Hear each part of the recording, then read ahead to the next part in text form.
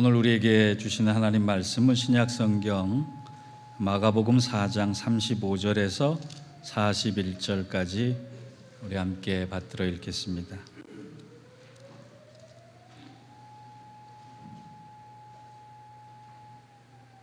교독하겠습니다. 그날 저물 때에 제자들에게 이르시되 우리가 저편으로 건너가자 하시니 그들이 무리를 떠나 예수를 배에 계신 그대로 모시고 가매 다른 배들도 함께 하더니 큰 광풍이 일어나며 물결이 배에 부딪혀 들어와 배에 가득하게 되었더라. 예수께서는 고물에서 베개를 베고 주무시더니 제자들이 깨우며 이르되 선생님이여 우리가 죽게 된 것을 돌보지 아니하시나이까 하니 예수께서 깨어 바람을 꾸짖으시며 바다더러 이르시되 잠잠하라 고요하라 하시더니 바람이 그치고 아주 잔잔하여 지더라. 이에 제자들에게 이르시되 어찌하여 이렇게 무서워하느냐 너희가 어찌 믿음이 없느냐 하시니 함께 읽겠습니다. 그들이 심히 두려워하여 서로 말하되 그가 누구이기에 바람과 바다도 순종하는가 하였더라. 아멘. 이는 하나님 말씀입니다. 어느 부부가 이제 결혼을 하고 약속을 하나 했다 그래요. 어떤 표시를 하면 그날은 서로 건드리지 않기. 그러니까 화가 났으니까 내가 화가 났다라고 하는 걸 표시하면 그날은 말도 시키지 않고 상대방 비유를 건드리지 않아서 잘 배려해 주기로 이렇게 약속을 했다 그래요. 남자는 기분이 나쁘면 모자를 뒤집어 쓰고 여자는 기분이 나쁘면 앞치마를 뒤집어 입었다 그래요.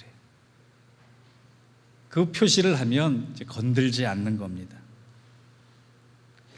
그랬더니 실제로 싸울 일들이 점점 적어졌다 그래요. 근데 하루는 남편이 직장에서 몹시 속상한 일이 있어서 모자를 뒤집어 쓰고 오늘은 나 건들지 마 그리고 집에 들어왔는데 마침 와이프도 앞치마를 뒤집어 입고 있더라는 거예요.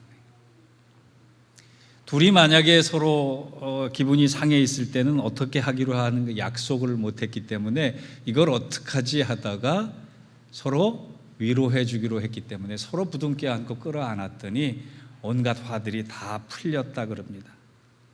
여러분 오늘 집에 가서 한번 해보세요. 나 건들지 마 그러면 남자는 모자를 뒤집어 쓰고 여자는 앞치마를 한번 거꾸로 입어보세요. 다음 주부터 우리 교회 남자 성도들 중에 모자 뒤집어 쓰고 오시는 분들이 계시면 그날은 안 건드릴 테니까 혹시나 그럴 일들이 있으면 그렇게 한번 해보시기 바랍니다. 내가 기분 나쁜다라고 해서 기분 나빠지고 기분 나쁘지 않다라고 해서 안 나빠지고 그런 건 아닌 것 같아요. 살다 보면 예기치 않게 기분 나쁘고 당혹스럽고 또 곤란한 경우를 당하게 됩니다. 예상한 일이면 예상한 위기면 대처라도 할 텐데 예상치 못한 일이면 그 당혹스러움이라고 하는 것은 이루 말할 수가 없지 않겠습니까? 우리가 인생의 위기라고 할 때 위험이라고 할 때 그 위자가 무슨 위자냐 하면 사람이 낭떠러지에 서 있는 상황을 뜻하는 상형 문자가 바로 위자입니다. 위험할 위자입니다. 인생을 살다가 위기와 고난과 어려움과 속상함 등을 겪지 않고 살았으면 참 좋겠는데 인생은 그렇지만은 않더란 말이죠. 오늘 본문을 보니까 예수님의 제자들도 그러한 상황에 빠져 있음을 봅니다. 37절에 보니까 큰 광풍이 일어나며 물결이 배에 부딪혀 들어와 배에 가득하게 되었더라. 큰 광풍이 불어와서 배에 물이 차는 상황은 제자들이 원했던 상황이 아니에요. 예상했던 상황이 아니라고 하는 얘기예요. 여기서 큰 광풍이라고 하는 헬라어 단어는 메가스입니다. 이 메가스에서 영어 메가톤이 나와요. 상상할 수 없는 폭발력을 가진 위력, 이것을 얘기합니다. 우리가 생각하는 보통의 바람 정도가 아니라 아마 허리케인 정도의 바람이었을지도 모르겠다 생각할 정도의 거센 바람, 커다란 파도가 지금 예상치 않은 제자들 앞에 닥쳐온 것입니다. 제자들의 직업이 뭐였죠? 어부였어요. 바람, 물결에 잔뼈가 굵은 사람들이었습니다. 베드로, 안드레, 야고보, 요한 모두 갈릴리 어부 출신이었어요. 베테랑들이었습니다. 웬만한 바람쯤은 능숙히 이길 수 있는 사람들이었어요. 그런데 38절을 보니까 그들이 뭐라고 고백했느냐? 우리가 죽게 된 것을 돌보지 아니하시나이까.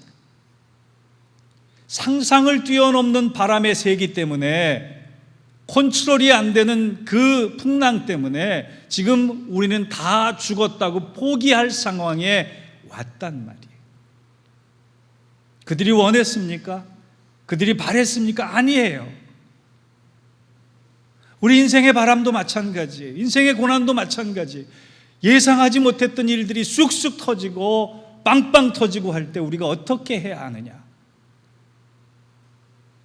우리 인생에도 그런 상황이 왔을 때, 메가톤 같은 상황이 왔을 때, 메가톤 같은 바람이 불 때 뭐라고 해야 할지, 무엇을 해야 할지 우리 주님께서 오늘 본문을 통해 두 가지를 분명히 가르쳐주고 계십니다. 오늘 본문의 말씀을 통해 우리가 예상치 않은 바람과 경랑 앞에, 풍랑 앞에 어떤 믿음의 자세를 가져야 하는지 꼭 기억할 수 있는 저와 여러분 되기를 바랍니다. 첫 번째로 본문의 교훈은 이런 것이에요. 믿음이라고 하는 것은 인생의 광풍 앞에 누구를 의지할 것인가를 결정하는 것이에요. 믿음은 예상치 않은 인생의 광풍 앞에 누구를 의지할 것인가를 결정하는 것이에요. 여러분, 예수 믿으면 우리 삶이 마냥 행복하기만 합니까? 마냥 평안하고 축복받은 삶을 누릴 수 있다고 생각하십니까? 어려움은 없다고 생각하십니까? 아니에요. 사람들이 신앙을 선택한 이유 중에 하나가 쇠파살이에 너무 휘달리니까 내가 좀 위로 좀 받고 평안했으면 좋겠다, 그런 입장에서, 그런 시각으로 신앙을 선택한 사람들도 계세요. 그런데 막상 신앙생활해 보니까, 기도해 보니까 여전히 내 삶의 고난과 어려움은 그치지 않을 때도 참 많아요. 그런데다가 목사님은 왜 이렇게 시키는 게 많은지, 교회에서는 왜 이렇게 하라고 하는 게 많은지 점점 더 짐이 무거워지는 것을 느끼는데, 이 불편하고 불편한 신앙생활에 여러분, 고난이 겹쳐오면, 닥쳐오면 더 힘들지 않습니까? 그런데요, 신앙이 있기 전과 믿음이 있기 전과 믿음이 있은 다음에 달라진 것이 하나가 분명히 있어요. 믿음이 없을 때에는 내가 누구를 의지해야 하나라고 하는 고민이 있는 거예요. 그런데 믿음이 생기고 나면 내가 의지할 분이 생긴다라고 하는 거예요. 그 위기를 함께 고통을 나누고 위로해주고 건너갈 수 있도록 도와주시는 분이 계시단 말이에요. 그분이 바로 누구예요? 하나님이세요. 예수 그리스도세요. 성령이세요. 예전에는 혼자 해결해야 됐었던 많은 일들이, 많은 위기가 이제는 혼자가 아니라고 하는 사실을 깨달을 때 훨씬 더 가벼워질 수 있는 것입니다. 신앙의 힘은 바로 이런 거예요. 신앙은 고난을 없애는 것이 아니라 고난을 이길 수 있도록 우리를 도우시는 하나님 편에 서는 것이 바로 신앙입니다. 우리가 38절을 좀 눈여겨봐야 합니다. 거기 보니까 예수님께서 고물에서 베개를 베고 주무시더니 그랬어요. 성경에는 하나님이 주무신다라고 하는 표현이 신구약 전체를 통해 한 번도 없어요. 하나님은 졸지도 아니하시고 주무시지도 아니하시고 우리를 지켜주신다는 말씀은 있어도 하나님이 주무셨다는 말씀은 없어요.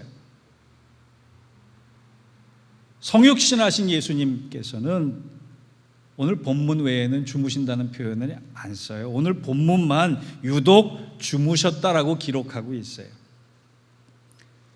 예수님께서도 사람의 몸을 입으셨기 때문에, 육신을 가지셨기 때문에 저녁엔 주무셨을 것이에요. 그런데 언제 주무셨느냐? 편안한 환경이 아니라 광풍의 현장에서 주무셨더라. 왜 마가와 마태와 누가와 요한은 이 광풍 앞에 주무시는 모습을 굳이 기록했을까요? 어떤 목적이 있고 의도가 있어야 그 광풍 앞에 주무시는 예수님을 기록했지 않았겠습니까?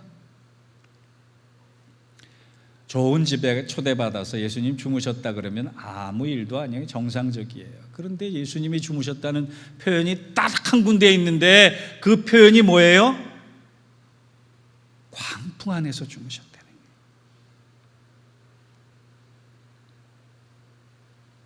제자들이요, 아니 우리가 오늘 본문을 보면서 바람이 잠잠해진 기적을 보고 놀랄 일이 아니라 그 광풍 안에서도 유유하게 주무실 수 있는 예수님을 보고 놀랄 수 있어요. 예수님의 평안은 어디서 왔을까?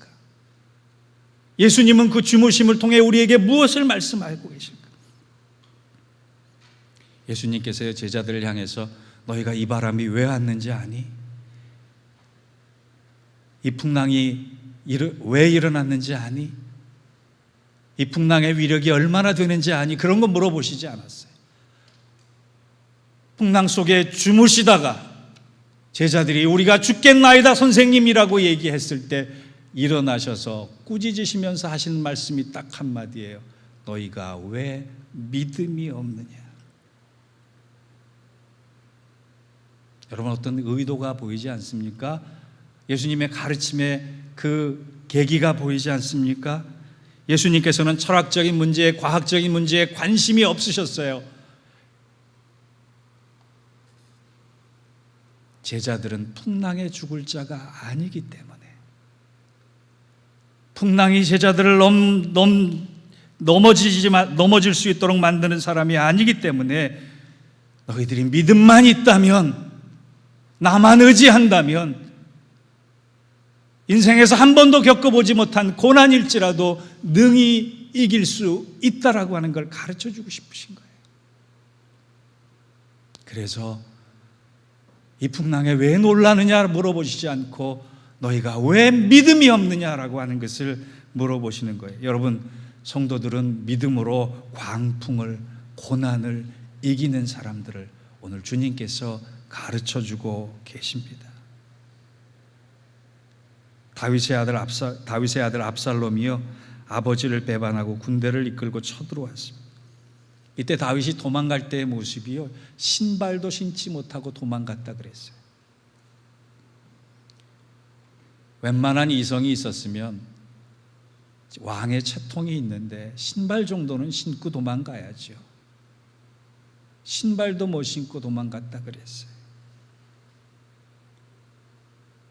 그냥 도망갈 정도가 아니라 압살롬은 군대를 풀어서 자기 아버지를 잡아 죽이려고 하는 겪어보지 못한 상황을 다윗이 경험할 때 그가 시편 3편을 씁니다. 그리고 나서 이렇게 고백해요. 내가 누워 자고 깨었으니 여호와께서 나를 붙드심이로다. 천만인이 나를 에워싸 친다 하여도 나는 두려워하지 아니하리라. 그가 신발이 생각난 게 아니에요. 왕의 채통이 생각난 게 아니에요.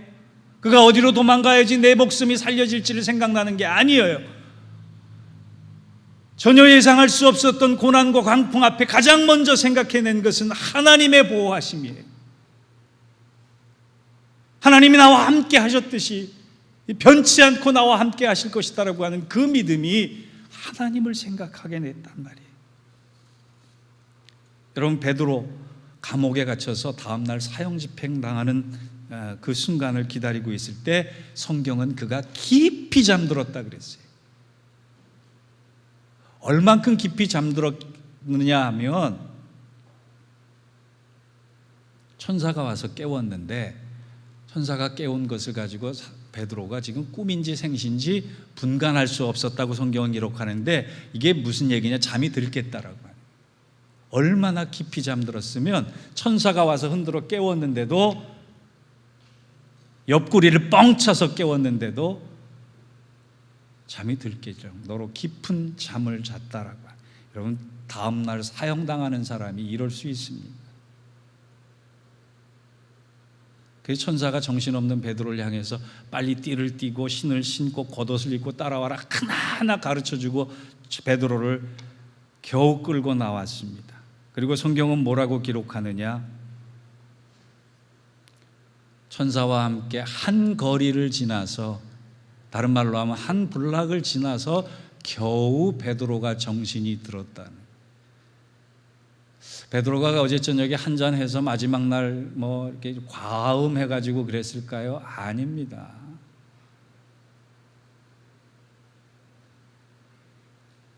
내가 내일 죽을지라도 지금 이 순간 주님의 약속이 생각났기 때문에 그는 세상에서 가장 편안한 잠을 잘 수 있었던 거예요. 그 약속이 뭡니까? 내가 세상 끝날까지 너희와 항상 함께 있으리라. 고난의 현장에는 주님이 벗어나고 도망가신 분이 아니에요. 여러분, 우리의 믿음은 어디서 결정돼야 돼요? 고난 앞에서 결정돼야 돼요. 광풍을 만나시거나 두려움을 느끼는 순간에 우리의 경험, 우리의 지식, 우리의 이성이 생각나는 것이 아니라 하나님이 나와 함께하고 계심이 가장 먼저 생각날 수 있는 우리 교회의 믿음의 공동체가 되기를 주의 이름으로 축원합니다.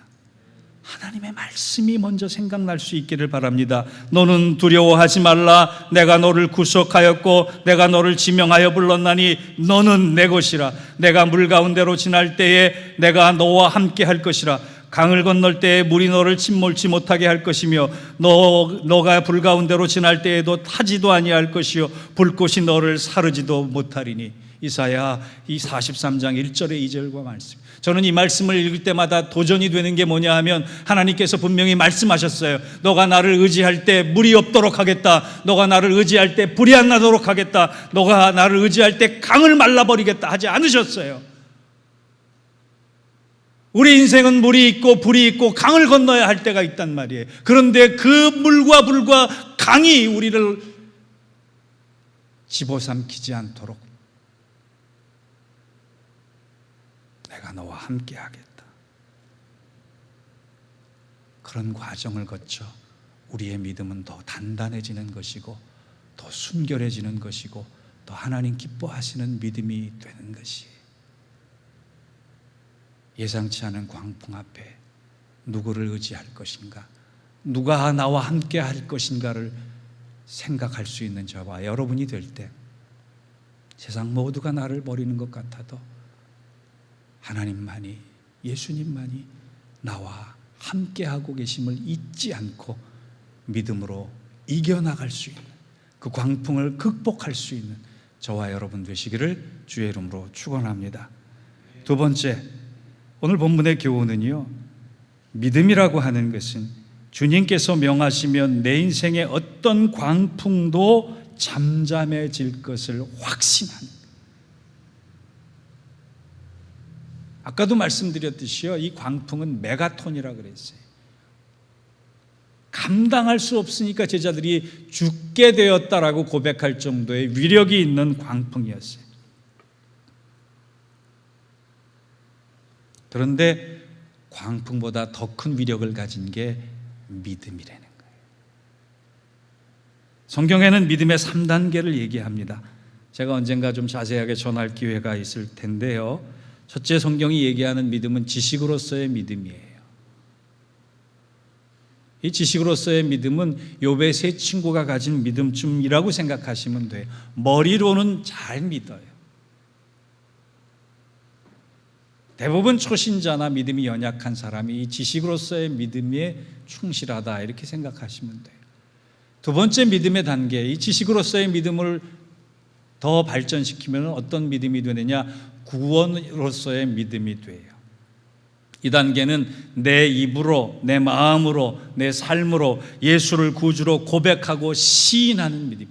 예수를 구주로 고백했기 때문에 이제 삶이 달라지는 거예요.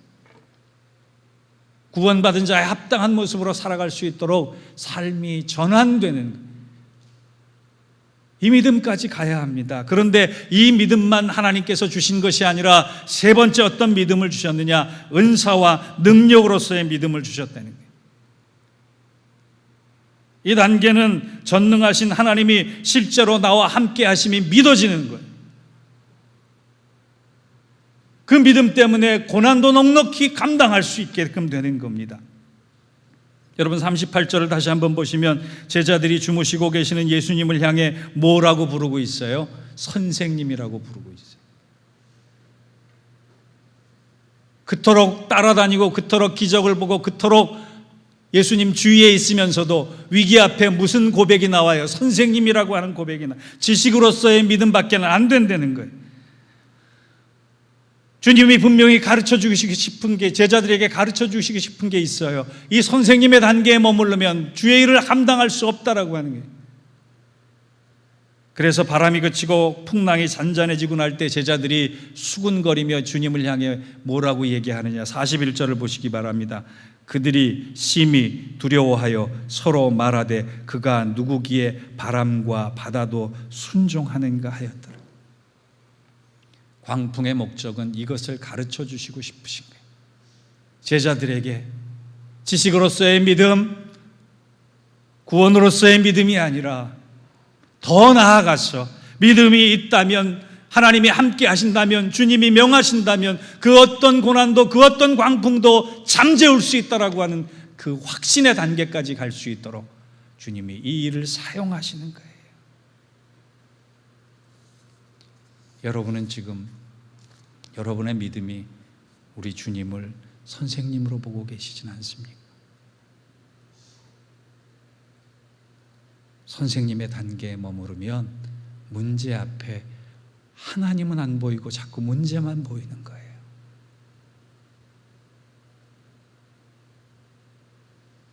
현상 너머에 하나님이 보이지 않고 현상에만 매몰되는 거예요. 우리가 풍랑을 이기는 믿음을 가지려면 고난과 삶의 문제 너머에 전능하신 하나님을 바라볼 수 있어야 합니다. 인생을 창조하신 그분이 십자가 사건을 통해서 세상을 주고도 바꾸지 않을 만큼 나를 사랑하시는 그분이 견딜 수 없고 경험해보지 못했던 광풍 앞에 한마디의 말씀만 하시면 그 풍랑은 능히 없어질 수 있다라고 하는 확신 가운데로 인도하시기 위해서 우리를 풍랑 가운데로 인도하실 수도 있다라고 하는 거예요. 그럴 때 더욱더 바라볼 수 있는 게 풍랑이 아니라 하나님일 수 있는 저와 여러분 되길 바랍니다. 메리앤 베이커라고 하는 여자가 있었어요.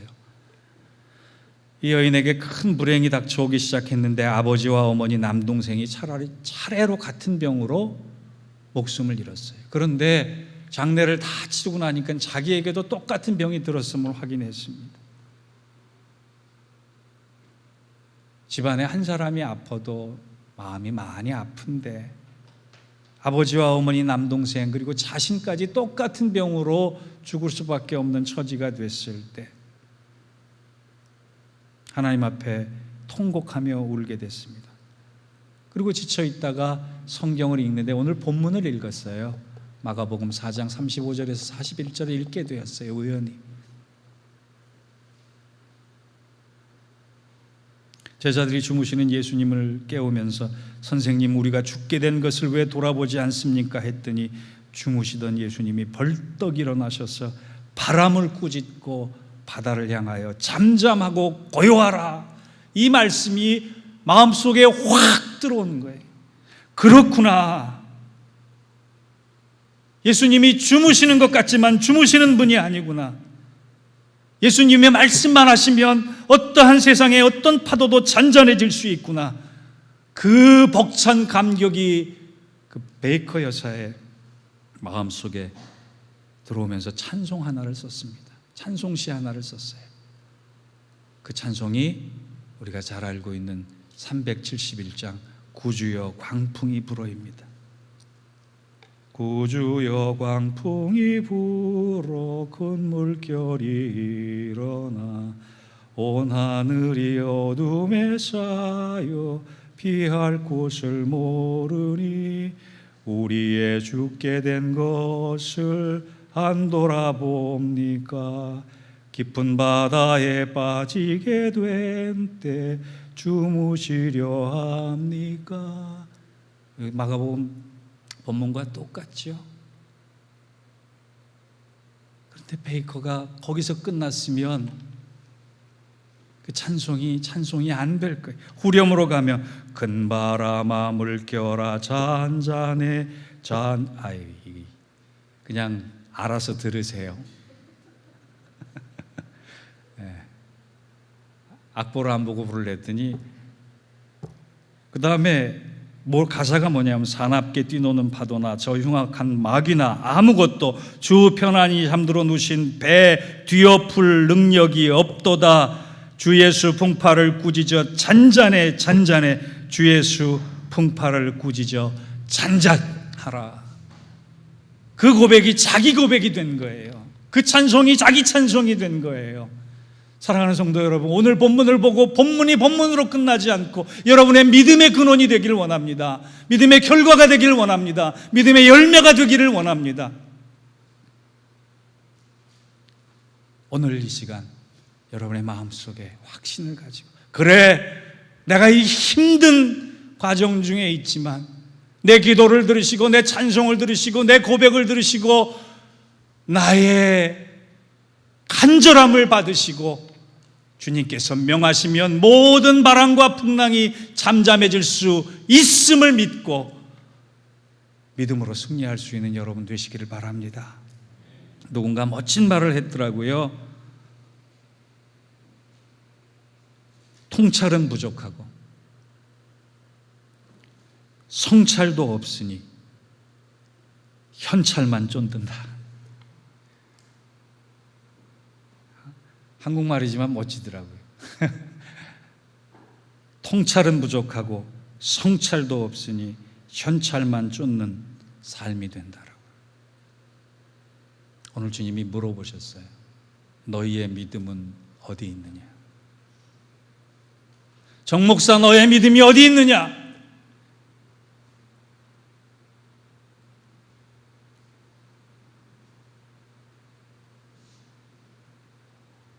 여러분의 이름을 불러가며 한번 속으로 외쳐보세요. 나의 믿음은 어디 있는가?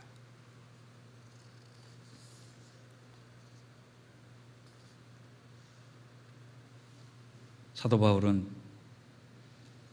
고린도후서 4장 8절과 9절에 이렇게 고백합니다. 우리가 사방으로 오겨쌈을 당하여도 쌓이지 아니하며 답답한 일을 당하여도 납심하지 아니하며 박해를 받아도 버림받지 아니하며 거꾸로트림을 당하도 망하지 아니하는 이유는 질그릇같이 약한 우리 안에 보배가 있기 때문이다. 나의 믿음이 어디 있는가? 그 믿음 안에 예수와 함께 하시는 우리의 믿음이 있기를 바랍니다. 하나님은 우리 손 안에 계시지는 않습니다. 그런데 우리는 하나님 손 안에 있는 가장 복되고 귀중한 존재입니다. 인생의 광풍 앞에 믿음의 현주소를 찾고 그 믿음이 지식으로서의 믿음으로 그치는 것이 아니라 능력으로서의 믿음이 돼서 우리의 고난을 능히 감당하고 이겨 잠잠하고 고요하라. 그 명하신 주님 앞에 찬송 올릴 수 있는 우리 믿음의 공동체 되기를 주의 이름으로 축원합니다. 기도하겠습니다. 하나님 아버지, 주님이 함께 하심을 잊지 않게 도와주시고 주님이 이길 수 있도록 만들어 주심을 잊지 않도록 도와주시고 주님이 명하시면 어떠한 고난도 어떠한 광풍도 잠잠해질 수 있다라고 하는 확신 가운데 거하는 저희들 되어서 인생의 풍랑 앞에 우리의 믿음이 더욱더 앞을 향해 전진하고 찬송하며 승리할 수 있는 복된 믿음의 용사들 되게 하여 주옵소서. 예수님의 이름으로 기도하옵나이다. 아멘.